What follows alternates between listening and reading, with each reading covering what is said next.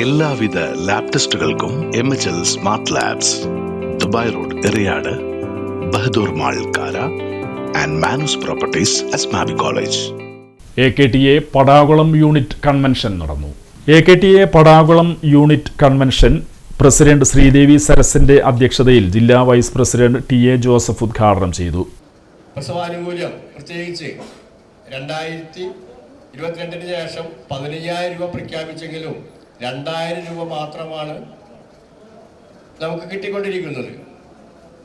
അതുപോലെ തന്നെ മറ്റാനുകൂല്യങ്ങളും ഇപ്പോൾ നമ്മുടെ റിട്ടയർമെൻ്റ് ആനുകൂല്യമായാലും പെൻഷനായാലും എല്ലാം വളരെ വൈകിച്ചാണ് നമുക്ക് കിട്ടുന്നത്. എന്ത് തന്നെയായാലും നമ്മൾ കൃത്യമായിട്ട് തന്നെ ഇത് സർക്കാരിൻ്റെ അടുത്ത് പറഞ്ഞിട്ടുണ്ട്. സർക്കാർ അത് തന്നില്ലെങ്കിൽ അടുത്ത നിയമസഭ കൂടുമ്പോൾ കൃത്യമായും നിയമസഭയ്ക്ക് മുമ്പിലേക്ക് നമ്മൾ മാർച്ച് നടത്തും എന്ന് നിങ്ങൾക്ക് ഉറപ്പ് തരികയാണ് ഈ അവസരത്തിൽ. അതുപോലെ തന്നെ തയ്യൽ തൊഴിലാളി ചീഫ് ഓഫീസിലേക്കും നമ്മൾ മാർച്ച് നടത്തിക്കൊണ്ട് തന്നെ നമ്മൾ ആവശ്യപ്പെട്ട കാര്യങ്ങൾ തന്നില്ലെങ്കിൽ കൃത്യമായും അതിനെ അടുത്ത നിയമസഭാ സമ്മേളനം എന്നൊക്കെ പറയുന്നത് വളരെ പ്രധാനപ്പെട്ട നിയമസഭാ സമ്മേളനമാണ്.